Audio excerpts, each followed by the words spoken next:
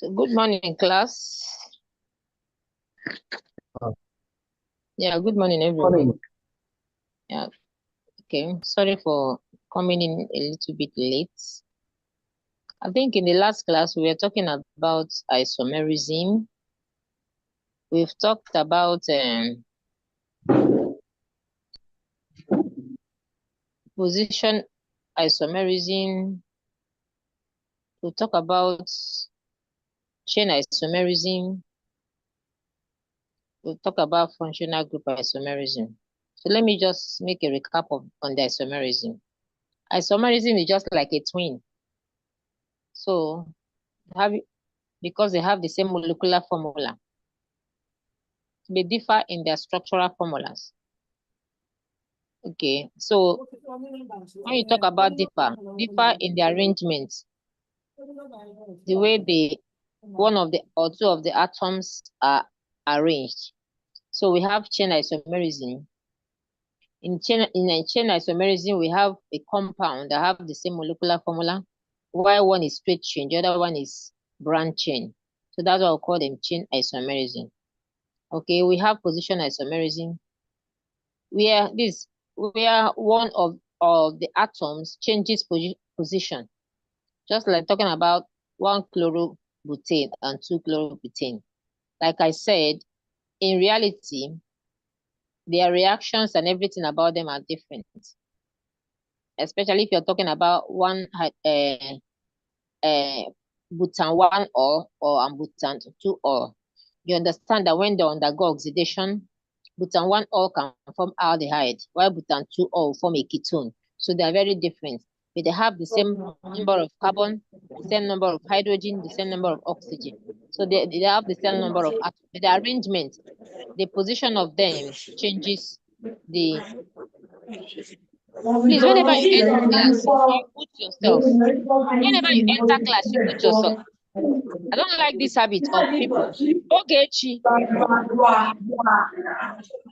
Mommy Nasiru, your speaker.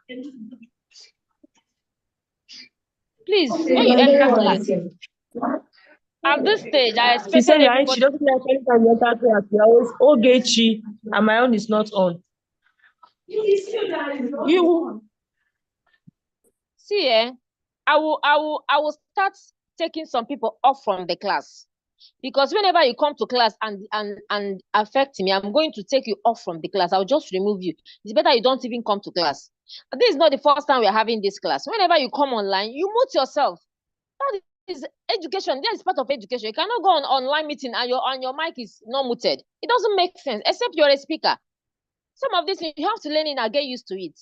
As soon as you're logging on, the first thing you do, you mute yourself.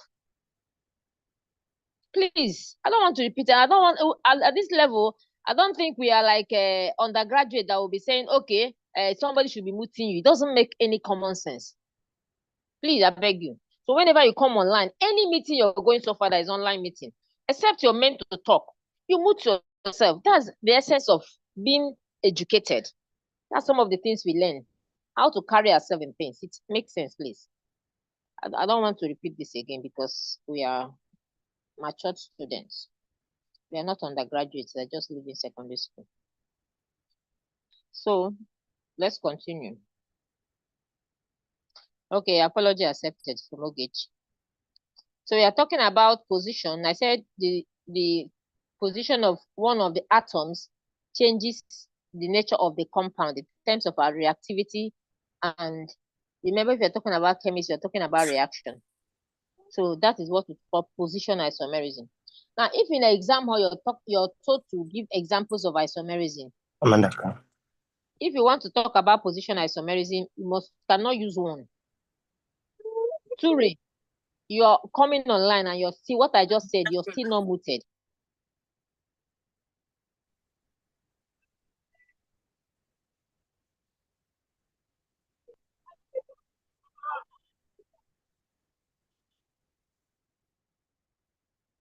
Whenever you come online, mute your mic. Camera, whenever you come online, you mute your mic. At the end of the class, I'm going to make that announcement too. Whenever you come online, the first thing you do, as soon as you're tuning in, is muting your mic. Your video is not necessary, but your mic is very important to avoid distraction. Now we're talking about this position isomerism, functional group isomerism. In this kind of isomerism, changing the position of one of the atoms is going to change the function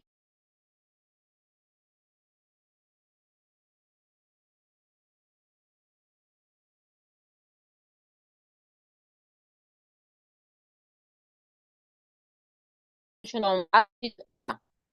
Now, if you look at from alcohol to ethers, you realize that one of the atoms, which is oxygen, changes position from being carbon 1 to carbon 2 and the middle of the carbons, making it ether. Ether is ROR, right? Aldehyde and ketone are the same carbonyl compound. They are the same family. We call them carbonyl compounds.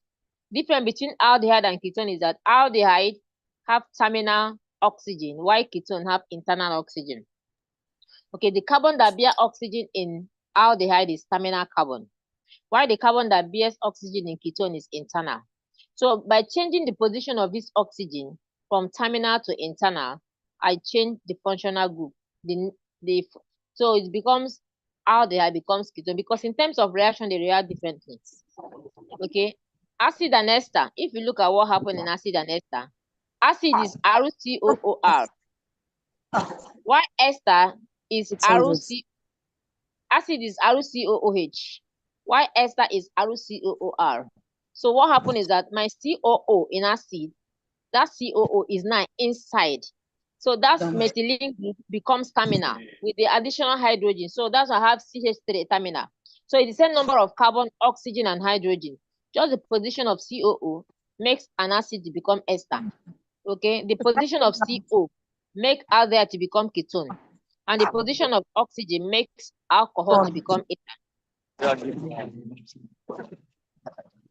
Popola Oluwakemi, when you enter class, you mute yourself.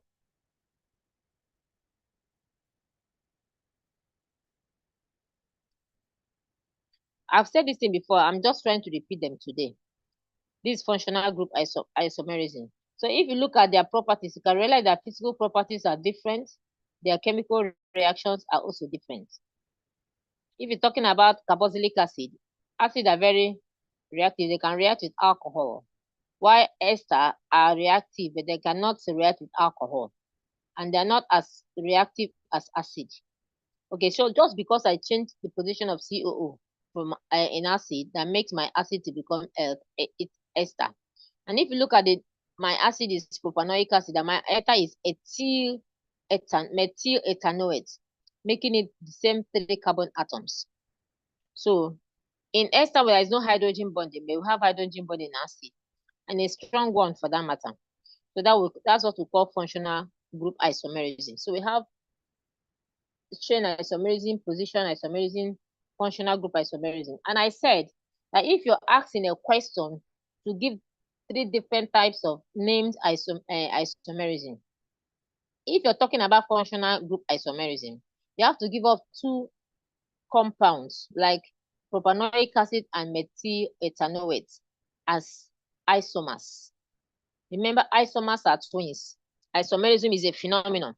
And if you're asked to define isomerism, there must be a phenomenon. The word phenomenon explains the word isomerism. If you explain isomerism without putting phenomenon, you've not defined it well. So isomerism is a phenomenon whereby a compound have the same molecular formula but different structural formula. Okay, due to their difference in arrangement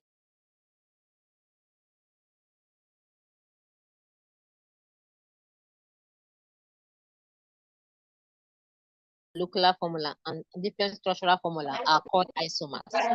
So whenever you ask a question, understand the questions you ask. Solomon, Abam Solomon. Ma, okay. I wanted to ask a question. You're free. Please, ma. The diagram being represented here, when you are, according to what you just said, if you are asked to give example of isomerism, you must give different types of them. this diagram now, how can we represent it when we want to draw it in the other way around, not in this manner, that we You can cannot do it in understand that where. manner. You know, you cannot draw it in that manner. The manner that is on the board is for teaching, to make the teaching very attractive. Normally, do you know about alcohol? You know, propanoic acid, what you're seeing as the black thick balls are carbon. What you're seeing are the tiny ones that are ash color are hydrogen. So if I want to derive propanoic acid, is CH3, CH2, COOH. So now those tiny balls are hydrogen. So the first carbon is carbon with 3 hydrogen. The second thick one, black one, is carbon with 2 hydrogen. The third one is carbon. The orange or red ball are oxygen. The tiny one is hydrogen. So we have propanoid. So that's the same. Now, whenever you come to on a place of position isomerism, okay, this is ethanol and ether. So I've told you what the black one is, right? So the orange one is oxygen. Now, when you come to, so whenever I see that red, so this one now is chlorine.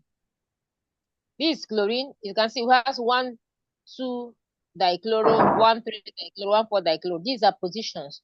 So the green ball here is chlorine. So every other thing is your normal benzene that you know. Okay, benzene that have a chlorine in position 1 and 2, position 1 and 3, position 1 and 4. We call them orthometa para. So these are different positions. So they cannot be the same compound. If you want to buy them from your chemical store, you cannot tell them if somebody give you 1, 2 dichloro because you're looking for 1, 3 dichloro, the reaction you're doing cannot work because they're different. But if you look at the number of carbon and hydrogen and chlorine, they are the same. But because of change of position of this chlorine, the nature of that compound, the identity differs. So we'll call them position isomerism. So in example, if you want to talk about alcohol and ether, you don't use this ball. You use the black ball is C, the ash small one is hydrogen, then the red one is oxygen. So what you need, I expected you to do with what I've explained is to write them, because we are going to have a classwork on this, so that whenever you're writing classwork, you don't use ball for me. If you use ball for me, you've not written anything. Does that explain? Yeah. Thank you. Yes, ma'am. Okay, so let's continue. So we talk about stereoisomers. Remember, in terms of isomerism, we have structural isomerism and stereoisomerism. Then under stereoisomerism, we have geometric isomerism and optical isomerism. Geometric isomerism have the same molecular formula, but different spatial arrangements.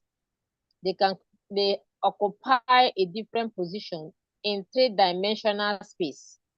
So this is where we talk about cis and trans for people that have idea of chemistry. Then when you talk about optical isomerism, we'll talk about, when you talk about optical isomerism, we talk about mirror image. Okay, why geometric isomerism change in space we're talking about is cis and trans. When a particular substituent is positioned on the same plane and others are opposite. Koroma, please. Koroma, mute yourself. Mute yourself, Koroma. I don't understand these students I'm dealing with though. That you come online in a class and you're not muted. I know your background is noisy. Hey, Biko. Okay, talking about geometric isomerism, like I said, because alkane, if you look at this, we have alkene, we have alkane. Why is it that in terms of geometric isomerism, we don't do with alkane, we do with alkene? In alkene, because of the double bond, there is restriction in rotation, meaning that carbon 1 and carbon 2 are not the same. They cannot move around. We cannot change position. Unlike in alkanes, saturated, alkanes have single bond. They can easily flip. They can easily move around. Alkane is like a single lady or a single man that are free. While alkane are like a lady that has double bond. That bond, the issue of friendship, the single bond is like a simple bond that you can move around. But when you have double bond, you're hooked in marriage. You can't do anything you want. So you're not easily rotated. Okay, that's the example, the common example we can know.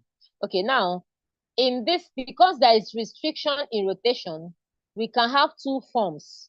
So a substituent can be on the same side of these two carbons or on opposite or adjacent side of the two carbons. When they're on adjacent side, we call them trans. When they're on the same side, we call them cis.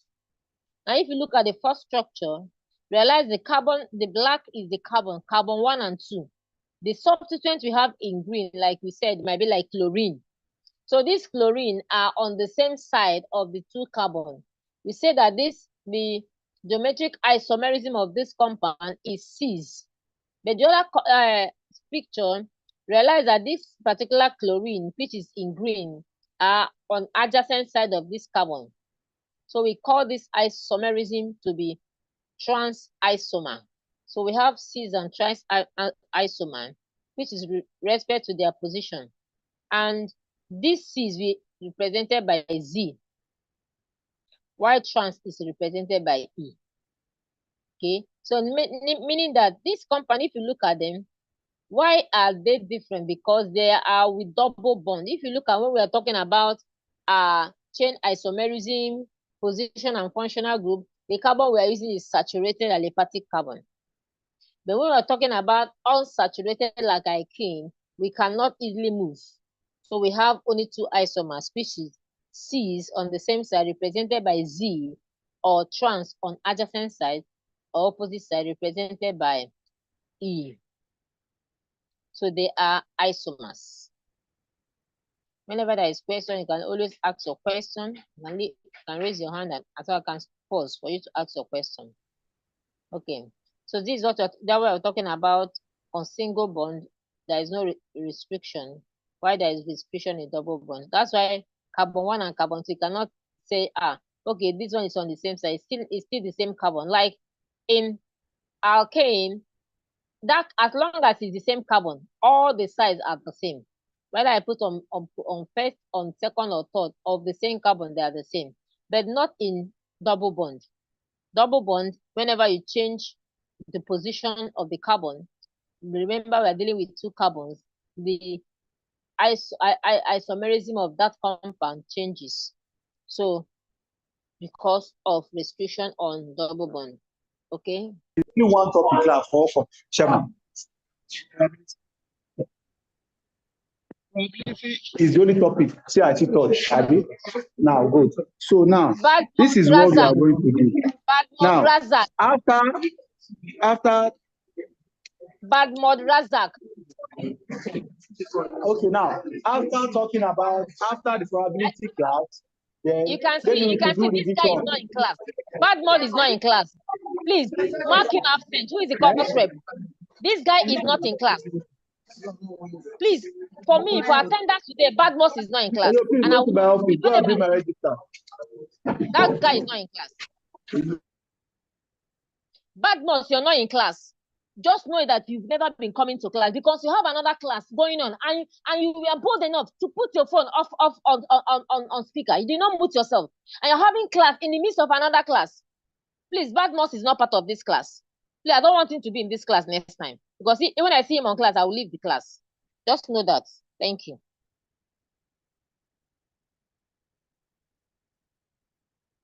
Let me see if there's any way I will remove him.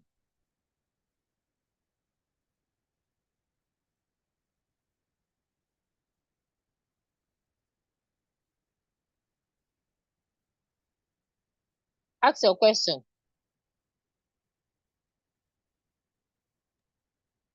I've removed that one. Not really a question, man. Okay, I just want you to read me over so that once they are distracting others, I can easily mute them. I'm the first person. Yes, see, because I've removed Badmos already. Because Badmos has made me angry in the sense that it's not that he's unmuting himself. He's having another program entirely. I've removed him. For now, it's not part of the class. See, the truth is that at this level, we're supposed to know how to behave when we come on online. It is very important when you're on an online program and you're tuning in late. You're supposed to know that the class is already on. You have to comport yourself well. That's why we are going to school. You don't go to school and still behave like people in the market. It does not make sense.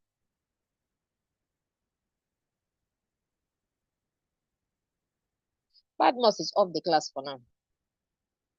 Let's continue. Since the first day we have this class, I now said, whenever you come online, mute. 100 level. That's the people I normally say, okay, course rep, help me or mute. Not adult class like this. This is master's class now, and some of you are doing PhD. If you cannot do this, then how can we educate people that we are meant to mentor? How can we educate them if you cannot take some of this? I think everybody should learn by force. Is by force. I supposed to make you a co-host, but I intentionally don't want to make you a co-host because we're supposed to know how to carry ourselves. It's part of education. So that's why I'm not going to do it. Let's continue. If there's any question in what we've said so far, I'm available to answer your question.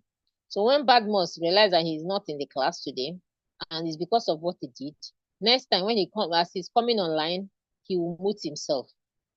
I want us to learn it. If it's only one of the things you learn from me, I will be very proud to be identified with. I can't go to online program without muting myself because I learned it from one daughter, Anita. I'll be very happy wherever I am.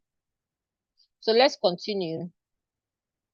Like I said, C's must be on the same. Now, whenever you're talking about geometric isomerism, I want you to understand that we're talking about two carbons that are connected by double bond. If you look at the compound we have now, don't be distracted at the balls. Like I've explained, the ball that does not have anything that is black is carbon. Those small ones that is ash colored is hydrogen. So any other one that is colored, this like what we have here from beginning, we know that the green one is chlorine. So now, whenever we're seeing a compound like that, what I need to look at, what is the two carbon that is connected by double bond? Then any other thing that are apart from these two carbons are substituents. Then ask yourself, where are these substituents? When you connect a carbon, all those two carbons connected by double bond, you can mark them carbon 1 and carbon 2. Okay, then you look at every other thing on that is attached to them. Remember, because it's double bond, the number of bonding site will just be 2 because valency of 4 must be maintained. 2, double bond I've taken 2 already. So any other thing that is coming is going to be 2.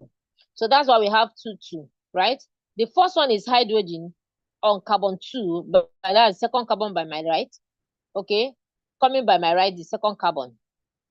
Then the other one is chlorine. So the other one we are seeing by my left is hydrogen and methyl. Now, how do we know the substituent we are considering? Any other substituent other than hydrogen is to be considered. And when I have similar substituents, then the one that has a higher molecular weight takes a priority.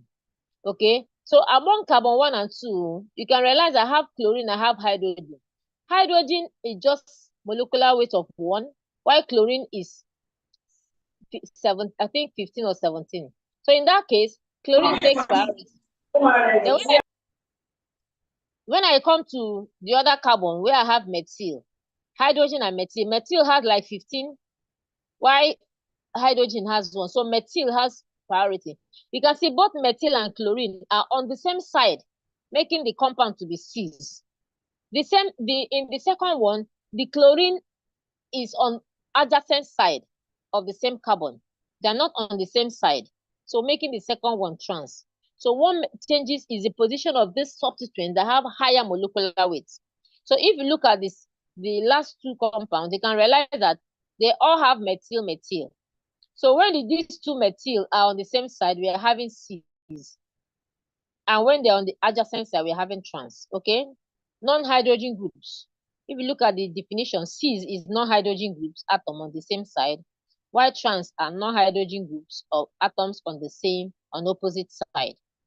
Okay, call it opposite, call it adjacent. You're very correct. So so whenever you look at the substituents and look at their position to give you idea of the geometric isomerism exhibited by that compound. Remember, in exam you can use Z for cis, or you can use E for trans. Any questions so far Hello, on ma. this? Yes, dear. Hello, ma. I have a question, ma. All right. So, ma, when you're talking about these cis and trans, and looking at the structure of the first one that you mentioned, the Okay. substituent, there is methyl and there is chlorine, and the other one is methyl. So this cis and trans, does it apply? Like I'm trying to understand if it's that the substituent does not have to be the same, right? They will still be considered as cis if they're on the same position. Now, like now, when I will talk about carbon 1 and carbon 2. Now, whatever you're considering on each carbon depends on the number of substituents on that carbon, the nature of substituents on that carbon. On carbon 1 of the second one, I have methyl and hydrogen. Okay, so because I have methyl, so in that carbon 1, I'm going to consider methyl because methyl has higher molecular weight than hydrogen. Then on carbon 2, I have methyl and hydrogen too. So on that carbon 2, I'm considering methyl other than hydrogen. But if in a place where I have methyl on carbon 1, there will be no isomerism. Do you understand? Yes, ma. Yes. Yes. And if I have hydrogen on a carbon, it annuls the isomerism of that compound. So there must be different substituents for isomerism to happen. Thank you, ma. So I can have chlorine and fluorine on one carbon. Then I will consider which one has a higher atomic number among chlorine and fluorine. So that one will give me an idea of the one I'm going to consider when considering the isomerism of that compound. So what happens in essence is take the compound, take the substituent, compare their molecular weight, then know the one that have the higher priority. Then, do you understand? In a particular carbon, there must be one that you're going to consider. Another carbon, there's another one you're going to consider. So it differs by carbon. So when I go to carbon 1, I take the priority substituent. How is it positioned? I will note it. I will circle it. Then I'll go to position 2, the priority compound or substituent. Where is it positioned? Then with that, I will define the geometric isomerism of that particular compound. So that's how to note geometric isomerism. Now, have I given assignment on this particular topic? Was there any assignment in the last class? No, ma. Rep. Okay. Okay. No assignment. So I'm going to give a caller.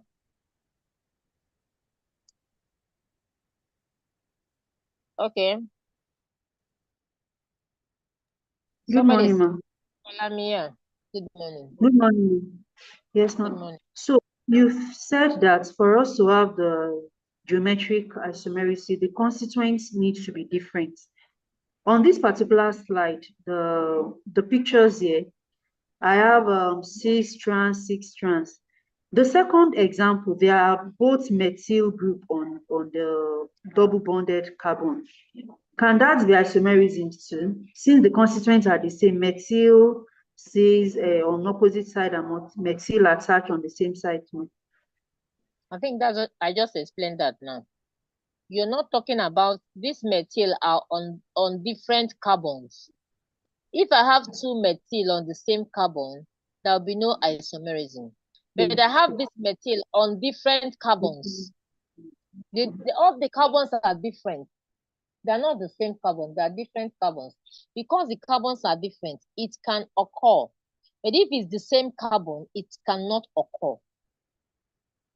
Now, if on the first carbon, I have methyl, and on the second carbon, I have methyl and hydrogen, the first carbon disqualifies the second carbon from having exhibiting isomerism, geometric isomerism, because the carbon, the position of the substituent are the same. But because I have first carbon, a priority compound is methyl. In second carbon, a priority compound can still be methyl and they exhibit. But if it's methyl on one carbon, there will be no isomerism. Thank you, ma'am. Welcome. So ask question before we go on the second slide, because we are really very slow. I'm taking my time. Normally, my normal person, by the time I do 4 or 5 lectures, I'll be done. But this time around, sounds like I prefer morning than the one we do in the evening time. So any other question on this? So let's take classwork on this before we proceed to the next slide. Let's take classwork on that. Remember, you're submitting on Google Classroom. I'm going to give you so much assignment since we're having a class once in a week. When I having the next class? When do you have next class today? Okay, question number 1.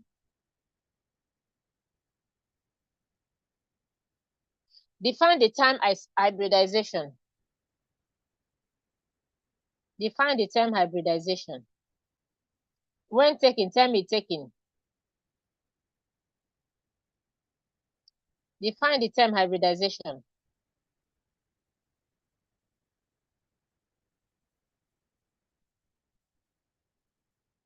Cost rep, you're my rate determining step here. Alhaji Abu Kamara. Alhaji Abu, Yes, ma. let's finish the assignment. Then you can ask question, please. Yes, ma. Let's finish the taking the assignment, okay? Okay. Hybridization, the definition you asked for. Yeah. No, I'm not asking you to talk. I'm telling you to note it down. You're going to submit it. It's a class, it's assignment. It's assignments. Question number 1, define the time. Okay, define the following terms. Number 1, hybridization. 2, valency. 3, empirical formula. 4, molecular formula. And 5, structural isomerism.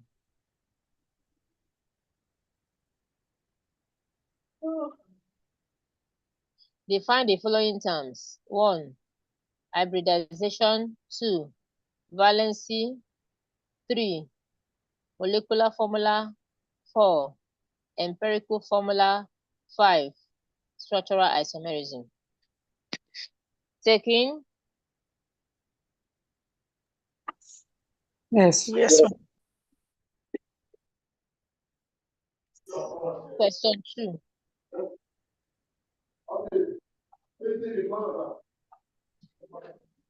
Mention any four functional group in organic chemistry. Mention any 4 functional group in organic chemistry.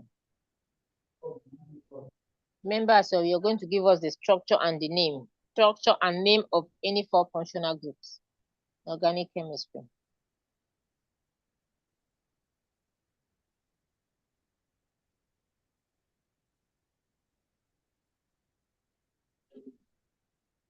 State the hybridization of alkane, alkene, and alkyne.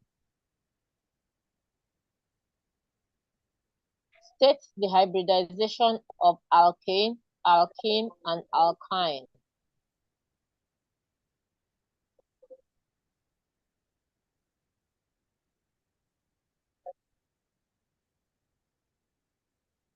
Next question. An organic compound on analysis was shown to contain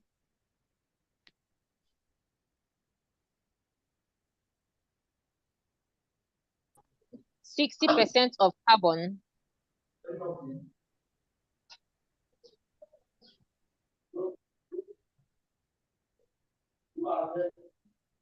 and 13.4% of hydrogen.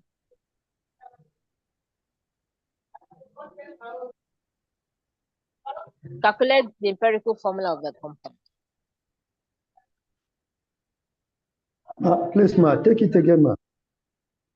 An organic compound yes, on analysis was shown to contain 60% of carbon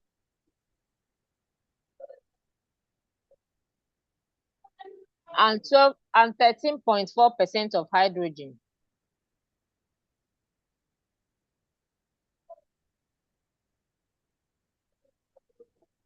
Calculate the empirical formula of the compound.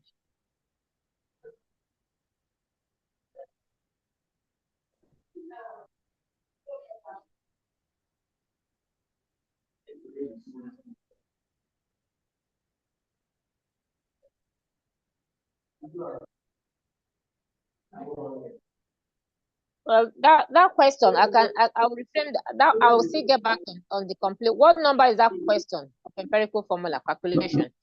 That question I'm going to change it.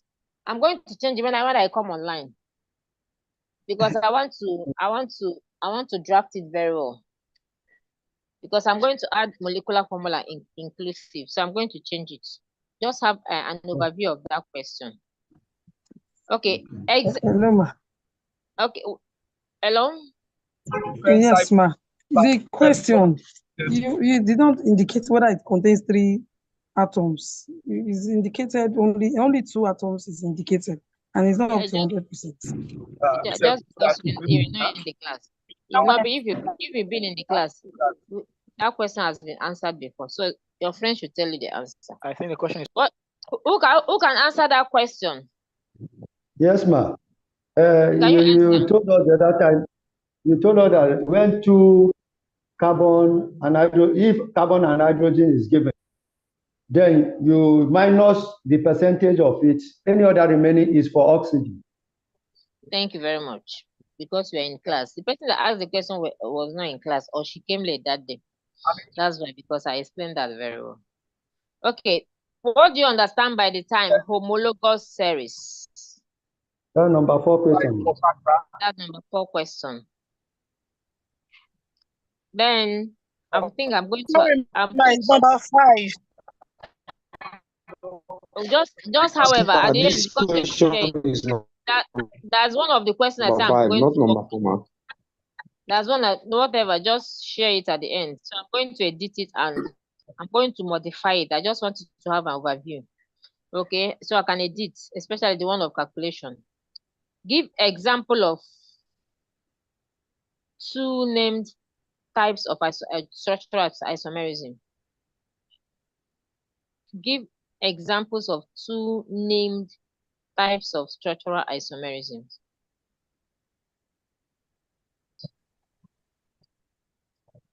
B portion of that question.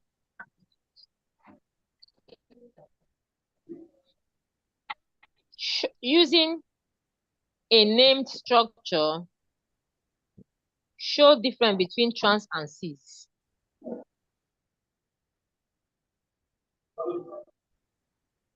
You are going to use a name structure to depict trans and cis. So you're going to depict them. You're not supposed to write, just use structure to represent trans and cis isomer of a named compound. Okay, that's for on this section. Any question? So somebody was raising up hand. Can you ask your question now before we enter into the next topic for today? When are you having the next class? It's by 8. Okay, don't have it. Okay. Let us check, ma'am. Let us check. Because I want to normally I don't know when this class is meant to end. So I just want to add for us to start another topic because we are really very slow. We are very slow.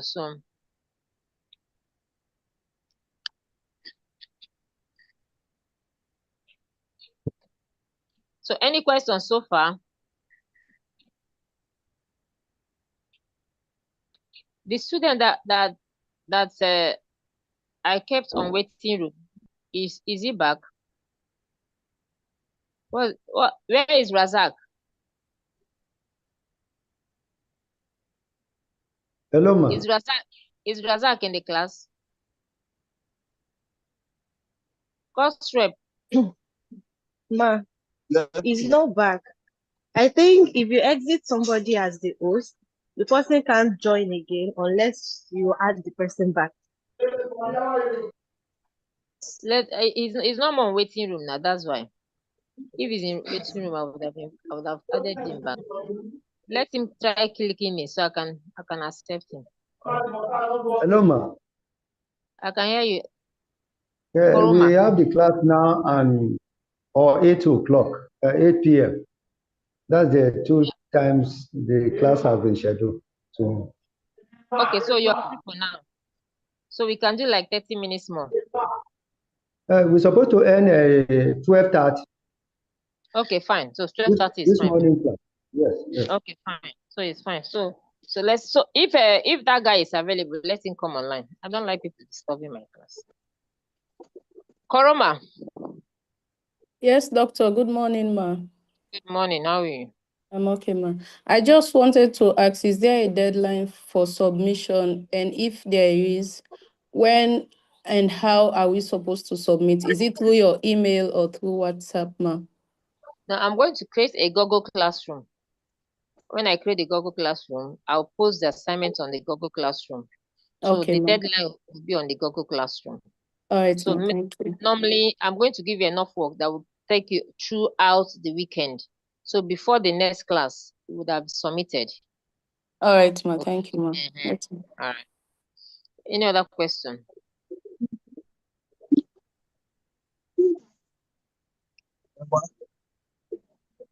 Okay, so let's continue. In the absence of any question, let's continue. So we're going to talk about how to name an organic compound. Okay. Remember, organic compound are that compound that contain basically carbon and hydrogen. Other atoms can be added, like as we saw chlorine, we saw oxygen. Okay, all the halogens can be added, oxygen can be added. Okay, and other atoms. You can see some compound that can have sulfur, phosphorus. So they are all organic compounds. Now, whenever you want to name organic compound, you have three parts of this compound. We have the parent compound, we have the prefix, and we have the suffix. So the suffix is always the functional group. The prefix can be a substituent. Okay, so that's whenever you see a compound, you should be able to divide it into these three parts: the parent compound, the prefix, and the suffix. So whenever I want to name, I'll name the prefix before, then the parent compound will go along with the functional group. Like I talk about alkanol. Okay, now in that alkanol, the parent compound may be hex. So because it is hex, carbon number 6, then the functional group is hydroxy group. I'll call it hexanol. And maybe in that hexanol, carbon number 2, I might have a chlorine. I'll say 2-chlorohexanol or 2-chlorohexan-2-ol, depending on the position of the functional group. So whenever you want to name a compound, you have to consider the position of the suffix and position of the prefix. It should be indicated. The nature and the position. Okay. And whenever we are naming also, whenever you're talking about the prefix, if there are more than one prefix, we have to consider them by virtue of the alphabetical order. So if I have chlorine and I have bromine, bromine should come before chlorine because B come before C. So these are the things, and we have to also, irrespective of the position of bromine, assuming bromine is in position 5, while chlorine is in position 2, I will say 5 bromo before I say 2 chloro. Okay, that is the skeleton. So this is a detailed nomenclature. Remember, it's very, very important you understand this nomenclature. Everybody should mute themselves. Wasiu is not muted. Adebayo is not muted. Aremo is not. Kuku is not muted. Please, everyone should mute themselves. I don't want to remove somebody the way I remove this guy that I removed. Obalanle, Kuku. If anybody disturb me again, I'm going to remove the person. Because this issue of nomenclature is not something that will be distraction. I like whenever I'm in a class, I'll flow. I don't like being distracted. Please, I want to beg everybody, whenever you come to online class, you might do it for anybody, but whenever you come to my online class, the first thing you do is to mute yourself. Because you're not distracting only me, you're distracting the rest of the class. And it's not wise that you come to a place late, just like somebody going to occasion late, and you're using your high heel and do go to walk to the front. It doesn't make sense. So whenever you are late, you should not allow anybody to know that you're late. Just sneaking. Sneaking is entering by muting your mic. Nobody will know. We just know that the participant number has increased. Please, that's the wisdom. Okay. So let's continue. Now, when I want to name a compound, this is what I need to consider. Number one, I have to consider the longest continuous carbon chain. Remember, carbon is one bonding. So I will look at how this carbon is bonded. The continuous carbon chain, the longest one, is what I have to consider. So whenever I consider the longest carbon chain, anything that does not fall within this longest carbon chain becomes a substituent. So if I'm given a compound, I can use my pencil to draw the longest carbon chain. So any other one that does not fall onto that longest carbon chain, I circle it as a substituent. Some people, I will remove some people. I will remove. Jabi, you enter class and you did not mute yourself. I will start removing. Anybody that enter now without muting themselves, I'm going to remove them. The way I remove everybody should mute themselves. Anybody that enter class and did not mute, I will remove the person. Jabi is not listening to me. Jabi, if I talk again, I will remove you because you're not ready for the class. It means you're not even in the class. Let me remove you. I don't need a dick in my life like this.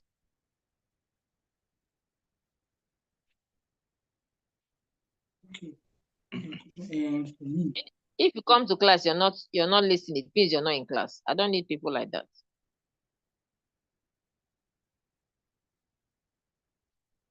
Jabi, I'm admitting you, but if I admit you and you mess up again, I will remove you, pata. Anybody I know Jabi will tell Jabi that anything, I'm going to remove him. I don't want people that will come to class and they are disturbing my class. Please, I don't want that.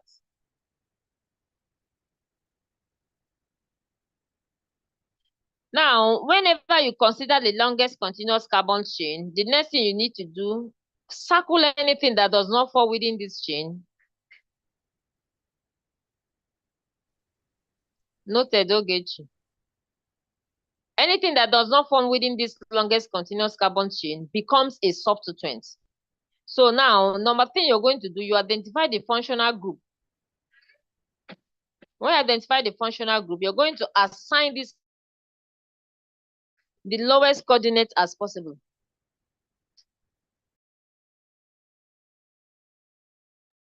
You're going to assign it the lowest coordinate as possible, meaning that I must make sure that my functional group is going to have the least number. So I'm going to follow the route that will give the functional group like 1 or 2. The least number. If I have a functional group as position 2, that by my right, the functional group is position 2.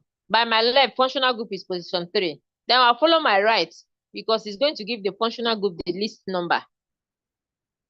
Then the substituents, I'll start assigning the substituents from the side of the functional group, I'll start numbering.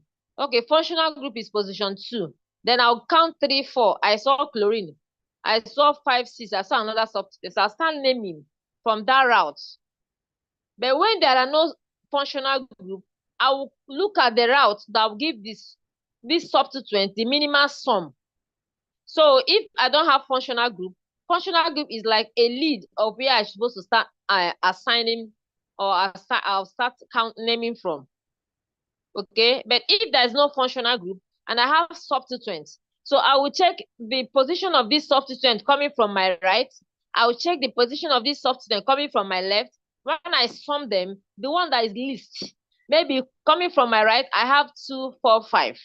Coming from my right, I have 4, 5, 6. I realize that my right is lower, so I'll follow my right. Okay, so you follow the lowest sum of the substituent in the absence of a functional group. But when there is a functional group, you give the functional group the least number. So you give functional group the priority whenever you're naming. Okay, so you name the compound starting from the prefix, which is a substituent. You identify their identity. Is it chlorine? Is it bromine? Is it methyl? Is it ethyl? Their location. Where is it located? And how much is it located at position 2, position 4, 3? Then how many of these substituents? I can have a substituent that will come more than once in a compound. Then I will, after declaring the position of this substituent, if it's 2, I will say 2, 2, because maybe chlorine is position 2. Another chlorine is same position 2. I have 2 chlorine on position 2. I will say 2, 2, because there are 2 chlorine, I say dichloro. Now, if it's 3, I'll say 2, 2, 3 trichloro. If it's 4, I'll mention the position of this 4 chlorine. I'll put tetrachloro. So 2 for di, 3 for tri, and 4 for tetra. Okay, that's the substituent. Then if it's maybe it's an alcohol and the parent carbon is 6, it becomes hex. Maybe the position of hydroxy group is 2. It can be hexan 2-ol, or is 1. It can be hexan 1-ol or hexanol. So we're going to see an example. When we look at the examples, you will understand better. So look at the functional groups for alkyl. Remember, methane, alkane, is a saturated hydrocarbon. And whenever alkane loses 1 hydrogen, it becomes methyl. But these are the nomenclature of alkane. We call this 1 to 20, as you can see, homologous series. Homologous series is like a family of a compound, family. We have, when carbon is 1, we have methane. When carbon is 2, we have ethane, and all the rest. These are homologous series, the family of alkane. Okay, so this is what we call the parent name. So the parent name is from alkane. Then from there, we talk about functional group. So whenever one of hydrogen of this alkane is replaced with a functional group, it becomes another family. So my alkanol comes from an alkane that loses 1 hydrogen and is replaced with hydroxy group. We call it alkanol. Alkanoic acid is the same hydrogen that is replacing with carboxyl functional group. So all our functional group came from parent name called alkane by loss of 1 hydrogen atom. And remember, when alkane loses 1 hydrogen atom, it becomes alkyl. That alkyl becomes a substituent. That alkyl becomes a substituent. This is the same nomenclature of alkane. Now, you can see functional groups. You can see when alkane has lost 1 hydrogen and is replaced with amino, we call it amine. And when it's replaced with hydroxy group, we call it what? Alkanol. Then what is a functional group? That part of a functional group is an atom or group of atoms that defines the nature and identity of that compound. So for me to know alkanol, I have to know that it's hydroxy group. That hydroxy group is what made that compound become alkanol. So this atom, remember hydroxy group is a group of atoms, hydrogen and oxygen. If I talk about chloroalkane, it is another functional group because they're going to react differently from alkane. So that atom of group of atoms that define the nature and the character or the reactivity of a compound is called functional group. Like I advise students not to cram some things, just understand what you're saying. Anybody that know what they're doing will not penalize you by understanding and putting in your own words. When I understand what is functional group, like when you see a girl, like I said before, you start looking at the functional, what makes this person a girl. In those days, you look at the ear, if there is a small girl, I know whether it's perforated or the person braided hair. Okay, and if it's an adult, start looking at the chest. So these are functional, they are the functional group that defines a female.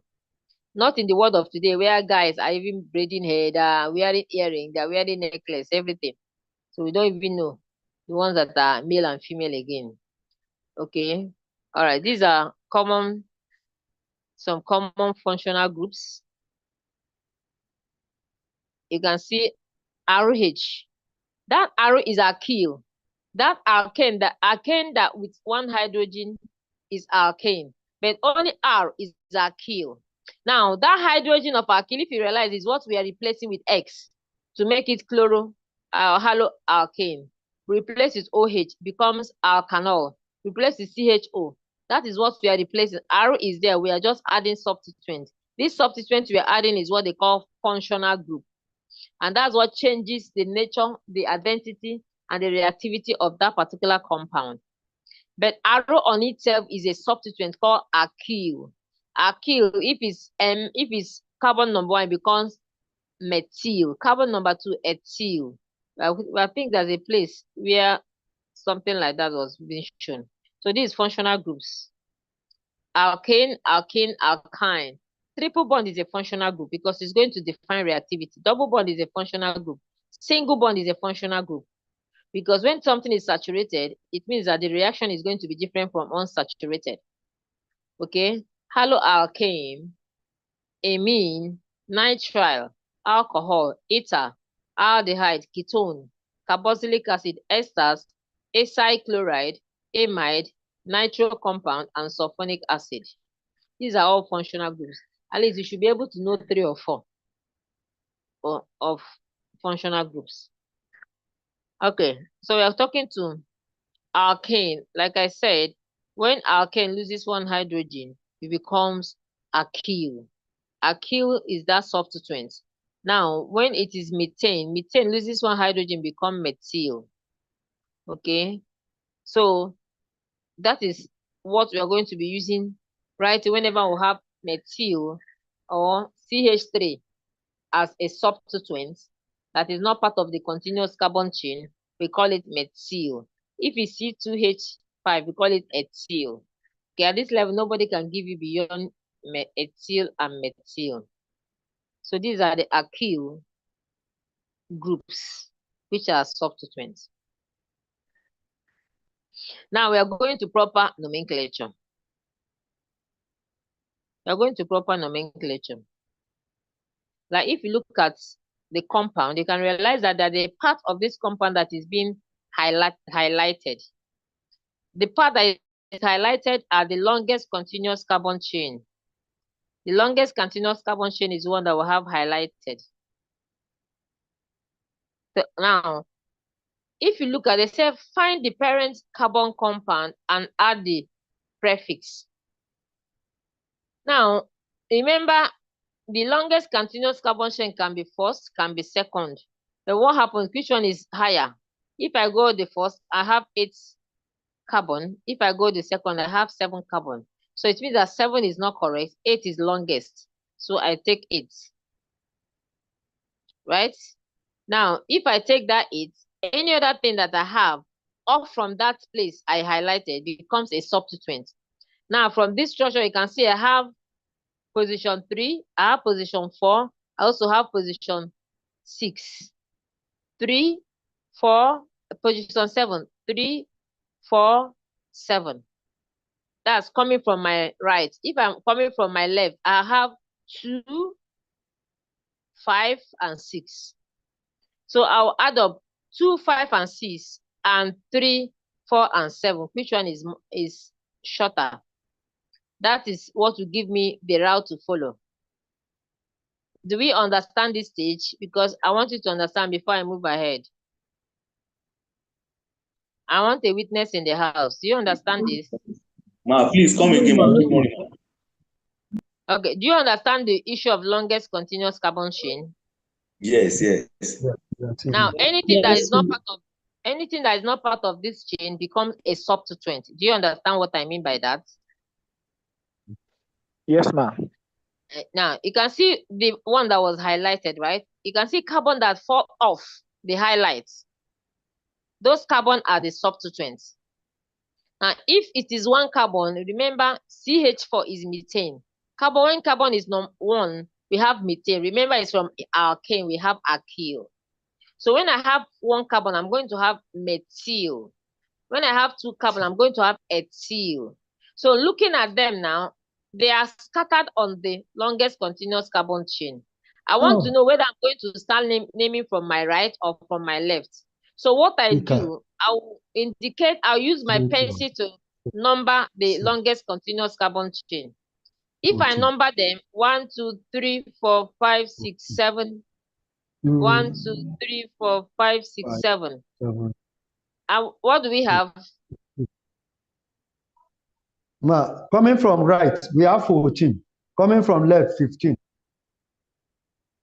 Okay. Now, if you have 14 from the right and 15 from the left, which one do you think is lower? Smaller is from the right. Then you use from the right for your naming. So now, because there is no functional group, if there is functional group, we will not be considering the left or right. We just know that the position of functional group gives me idea of where to start naming from. But because there is not, we're going to have an example of functional group. Since we've understood this slide, let's go to the next slide. Now, like they said, we have 7 atoms in the longest chain and 2 sub. This is another example entirely. We have 2 substituents. The longest chain is 7. Then if I follow my right, looking at that, the substituents are towards the left, my own left. I don't know whether it's your right. Now looking at that, it means that I don't even need to consider anything. I have to move from my left because the substituents in position are 2 and 3, right? Yes, yes, ma'am. So that gives me an idea of what I'm doing. I don't need to bother myself about it. But when they are scattered on the chain, then I'll have to look for the sum that will be the lowest to choose from. Is that okay? Yes, ma'am. Please, ma'am. Can we just name one now, like this one? Okay, now if you want to name this, if you want to name this now, carbon number 2 is methyl. Carbon number 3 is ethyl. So which one are we going to name first, methyl and ethyl? Methyl. Ethyl will come first because of alphabetically, yes. So now the longest carbon chain is 7, making it what? Heptane. So I will say 3 ethyl. Now another thing you have to know is that whenever I'm putting number and letter, I'll put hyphen.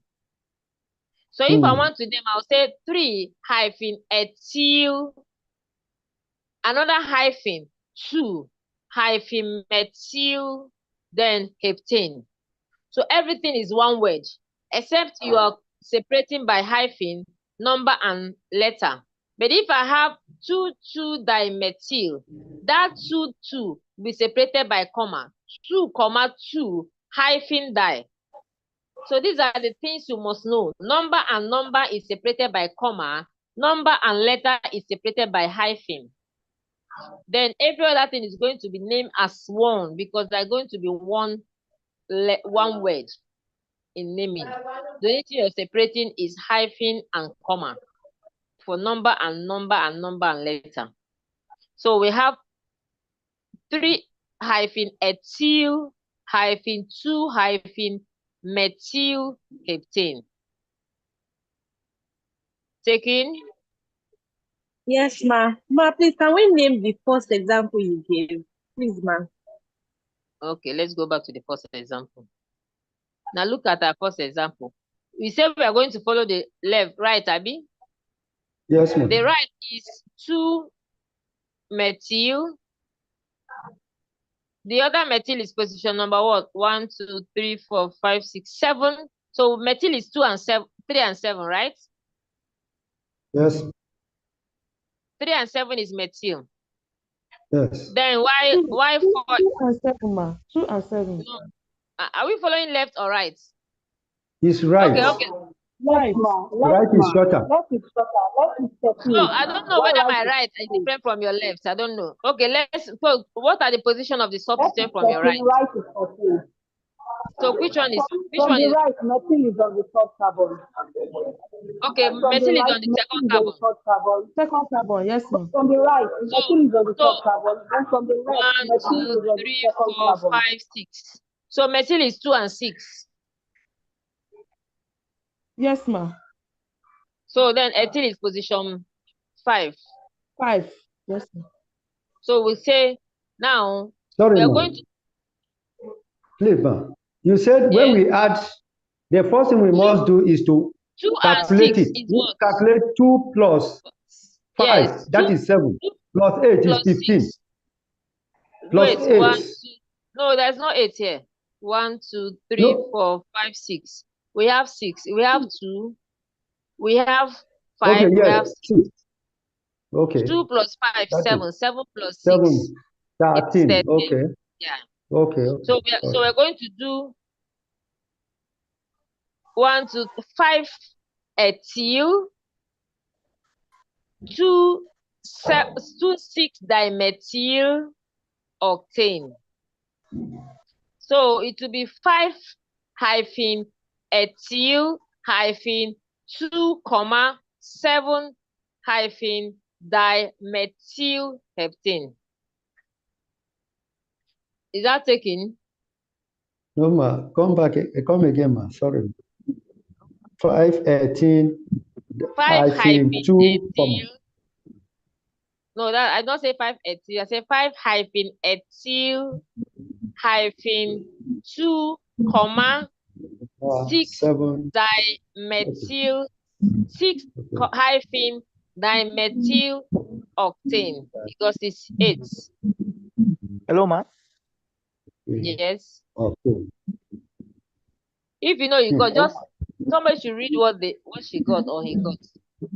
Okay, ma. Hello, ma. You say 5-18 2,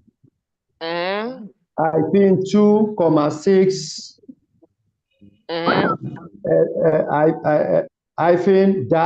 dimethyl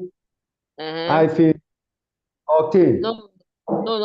After di, you can't put hyphen because it's non-number. Okay. Dimethyl octane. I can hear you. Okay. Yes, 5-ethyl. Yes, you're very correct. Kikelemo, you're very correct. Ask your question. Who wants to ask question? Yes, I was just thinking about looking at the rule that talks about the lowest locant, because if we start from left to right, we are having high locant compared to when we start from right to left. Because when we start from right to left, we have calculated it already. After calculation, you guys gave me. Remember, this is 2, 5, and 6, making it 13. If you're following from my own right, it's going to be 3, 4, 7. 3, 4, and 7 is what? 14. 14. So the what we are doing is very right. It's a lower locant. Yes. Calculate is very, what we are using is lower locant. This is 2, 6, and 5 gives us 13. The other one is give us 14. Is that okay? Yes, ma'am. Yes, ma'am. Yeah, that's the lower locant. Abam Solomon, do you want to talk? If you're not talking, you mute. I know that noise is not coming from your end, but please mute. So let's continue. Nomenclature is a very interesting topic, but you have to be very careful. Now, if you miss any of the rule, you failed it, especially theory. You're naming and you're not observing the protocol of hyphen and comma, and just write it anyhow. You're going to fail it anyhow.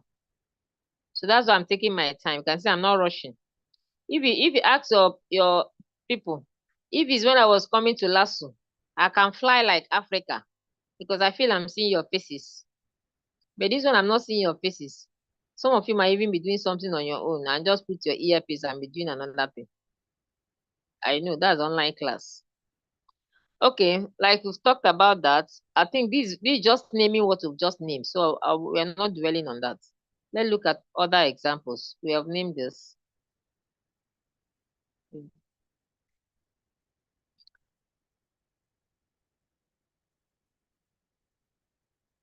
I think we've done this. Can we do this? We've not done this. Well, can we do this? Let's do this and give me the answer. Although they've given out the positions of methyl and ethyl, but name it. Do the naming now and give me the answer.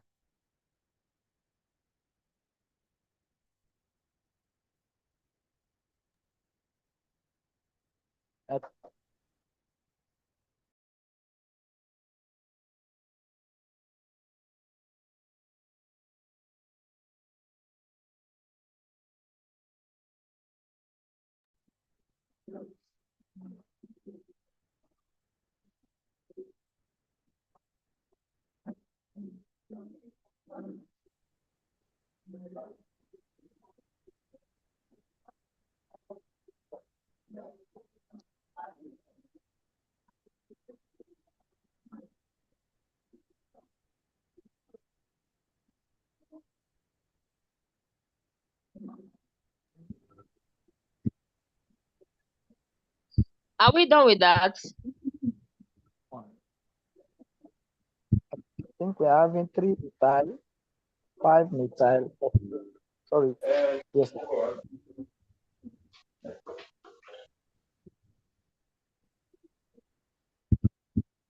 3 ethyl, 5 methyl heptene. Any other contrary opinion? No, ma. Okay, 3 fine. ethyl, 5 heptene. So we are good. We are good to go on that. So knowing that we are good to go on nomenclature, we're going to do examples of the one that has functional group. So I'm trying to see if I can extend my time on Zoom because when I was doing it, I did not add. I added just 1 hour. I didn't know. Let me see if I can edit it. I didn't know that it is. I'm going to, if I can edit ongoing stuff. Or if we cannot, whenever they log us out, we'll go. Whenever they log us out, we'll go. But at least it's noted for the next time. I've given you enough to deal with today. By the time I give you nomenclature to name, you'll be fine. You'll be good to go. So that we can assimilate all. I don't want to rush you because it's something I can finish in an hour, but it doesn't make sense if I finish it and you don't understand that. So let's go to other ones now. So these are other examples. This example, I'll leave it for you. So you can see now it's the same thing, but in this case, we have not methyl, we have chloro. So it's the same thing. Whenever you have chlorine, you call it chloro. Bromine, you call it bromo. Any of the halogen, you call it halo. So chloro, bromo, fluoro, iodo. Okay? So that's the only thing different here. So I want us to go to the one that have a functional group like alcohol. Now, look at this. This is an alcohol. So if I have this now, I must give this hydroxy group the minimal number. So my naming, what I'm going to do, I'm not considering the minimal sum. I'm considering the route that will give this hydroxy group the least number. If I follow my own right, hydroxy group is having carbon number 3. If I follow left, having carbon number 4. So automatically, I'm going to follow my right because of hydroxy group. So whenever I have functional group, I'm not looking at the sum like I did in alkane. When I look at my left or right, the least locants, I'm not doing that. I'm looking at my functional group to get the least number on the longest continuous carbon chain. So I give it my priority. So the priority carbon is a carbon that bears a functional group. So as soon as I understand that priority carbon, so I'll start naming from that priority carbon. So meaning that my naming now is from the right, from my own right, because of hydroxy group. So hydroxy group is going to have carbon number 3, while methyl is going to have carbon number 6. So it becomes 6-methyl hexane 3-ol, because my hydroxy group is on carbon number 3. Okay, either I call it hexane 3 or 3-hexanol. So I can call it 1, 2, 3, 4, 3. Okay, 5-methyl. So I can call it 5-methyl 3-hexanol or 5-methyl hexane 3-ol. Anyone is fine.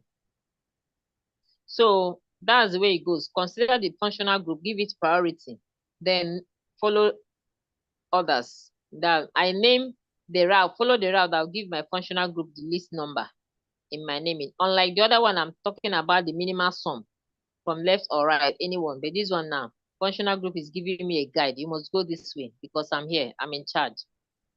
Now, when I have a cyclo compound, the same thing follows. I'll give the functional group the minimal number. So I'm going to give it the carbon number 1.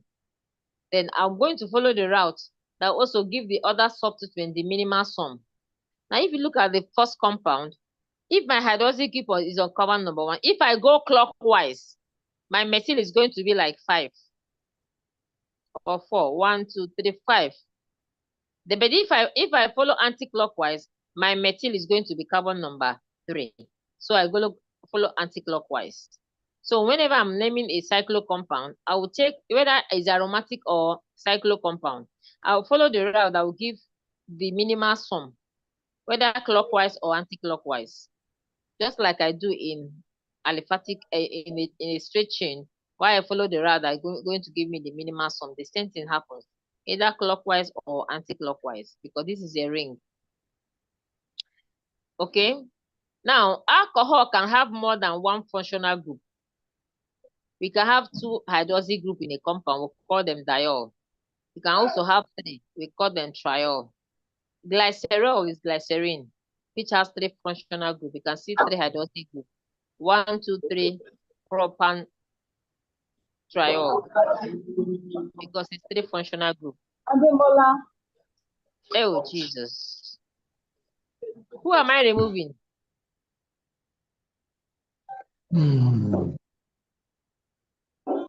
Abam Solomon. Ma? Why are you not always muting? Okay. So remember, I can have more than one hydroxy group in a compound. Like we said, when it is 1, you just call it all. If it's 2, diol. 3, triol. Okay. So this is a typical example of nomenclature that can be confusing. So remember, this is nomenclature of alkene. We're talking about, when we talk about alkene, we talk about cis and trans. Look at this compound now. Whenever I want to name any compound that has double bond, must make sure that my longest continuous carbon chain covers the carbon that bears the double bond. So if the double bond is not represented, it is not longest continuous carbon chain. Even if it is the longest one, but does not include double bond, it is considered as not longest. So double bond must be covered whenever you're choosing the longest continuous carbon chain on alkene family. Okay, so that's the same thing we know in alkane, but the only thing you need to note here is that my double bond must be covered in the longest continuous carbon chain. Okay, so when you go through this, you will understand it because it's the same thing. Now look at this. You can see if you look at the second carbon, the second structure, you realize that the longest continuous carbon chain is 8. But because it does not cover the double bond, it is not the best route. But this one is 7, but covers the double bond. So whenever you're naming, now double bond in this alkane is a functional group. So whenever I'm considering a functional group of double bond, I must make sure that my longest continuous carbon chain covers that double bond. So when I want to name double bond being functional group, I will follow the route that is going to give you the least locants on the chain. So that's why I have to follow the route that will give my alkane carbon number what? The carbon 1 or carbon 2. Remember, if I'm starting from my left, I'm going to call this carbon number 1, right? So that is why I have to follow that route. I will give you the least number. Every other thing follows suit. So I'll come out now. Either I 2-ethyl, because the second carbon is where the ethyl is. 2-ethyl hept 1 in hept. So it means that I can HEPT, then I'll put -1 in, or I can call it 1-heptene. So any of the modus is fine.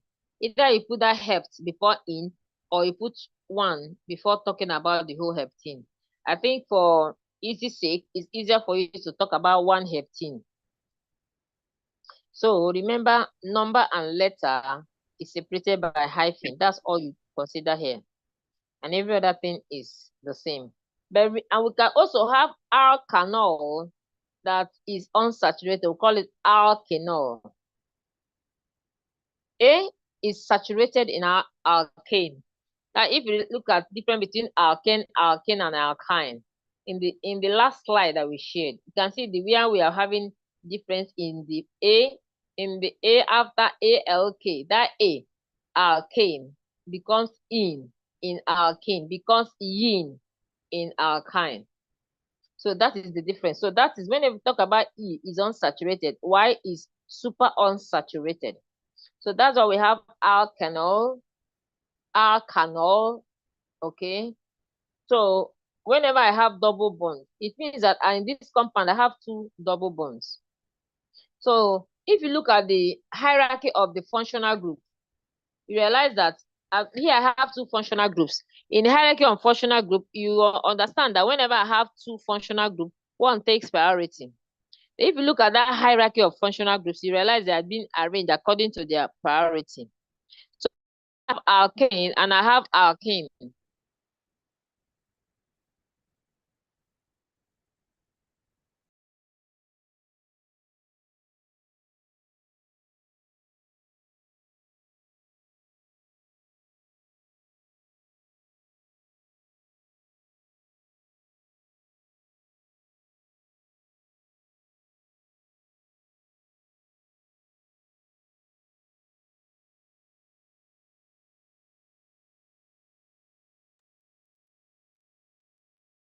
Sorry, I was automatically muted because I had a call from school. I'm not yet in school. Okay, so I can have alkanol. So when I have 2 functional groups, one takes priority. If I have alkane and alkene take priority. Double bond take priority over single bond. If I have triple bond takes priority over double bond. If I have alcohol hydroxy group, it takes priority over double bond. And if I have carboxylic acid,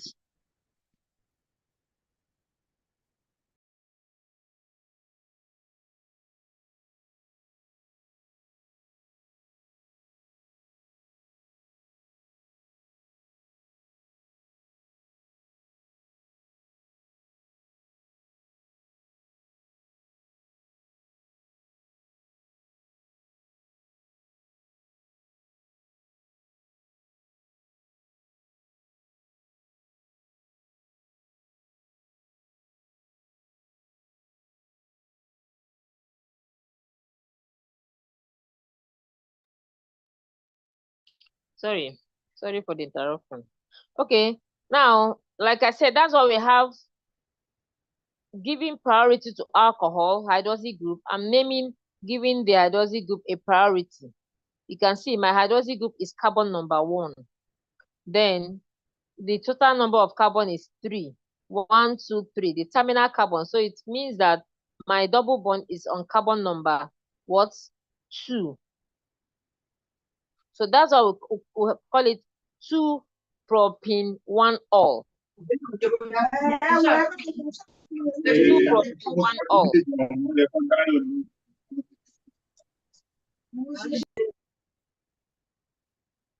Okay, because my double bond is on carbon number 2. And the total number of carbon is 3. So I can have 2 functional groups in a compound. So the highest one takes priority and will be my starting point, or priority I'm going to give the main functional group, the higher functional group priority in my naming. So I'm going to name, following the route that is going to give it the lowest locants. So look at the next compound. You can see that I have substituent at position number 6 because my carbon number 2 is where I have my hydroxy group. Okay, so I see 6-methyl, 6-heptane-2-ol. Because my double bond is at carbon number 6. And the total number of carbon in this compound is 7, making it hept. And that hept, I have 2-ol. So I'll call it 6-heptane-2-ol. Just like I said, 2-propene-1-ol. Okay, so that's when I have double bond and hydroxy group in a compound. So I think it's better you ask your question before we go to this cis and trans. Or do we continue? Okay, I think let's see if I can continue. So we can go to the end of this so that where they're going to give us classwork. So let's continue. Like I said about isomers, stereoisomers. Stereoisomer are for people are disturbing me. You can see people are leaving the class. So it's better to end the class because people are saturated. People are already leaving because they're saturated. Can we adjourn the class to the next time? I think. Yes, ma'am. I think we are saturated. So I'm going to add to the assignments and I'm going to share the Google Classroom link so everybody can join. And then when you get there, you're going to see updated version of the assignments. Now, I also want to make a point that whenever you come to class and you leave the class without the class ending, except there's an issue with your phone and you indicate, it means that that day you are not available. And when it comes to attendance, attendance is compulsory for your exam. So when it occurs more than twice, it means that you're not part of the class. I will intentionally remove you. So when you come to class, you must stay to the end of the class. If the class was meant for 2 hours and you accepted that 2 hours is good, you don't leave class when the teacher is online in the class. Is not a good one.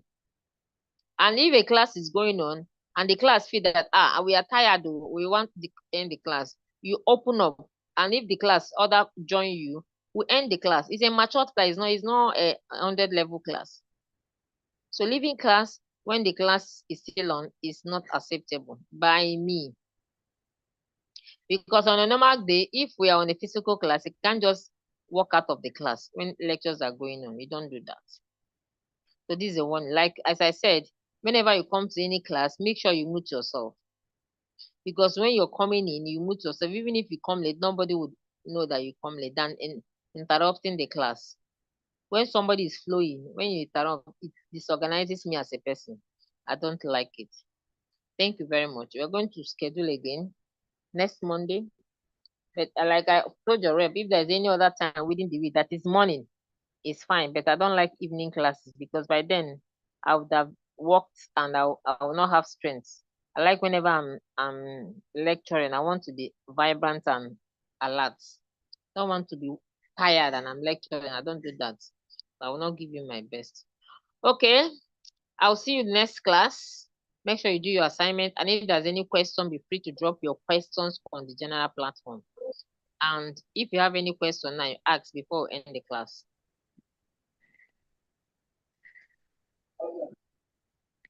Any question? No question. Yes. Your question, ma. Thank you, ma. Thank you so much, ma. Thank you very Yes. much. Really appreciate, ma. Yes, ma. Thank you. Thank you, ma. Thank you. See you in the next Thank you class. so Bye. much.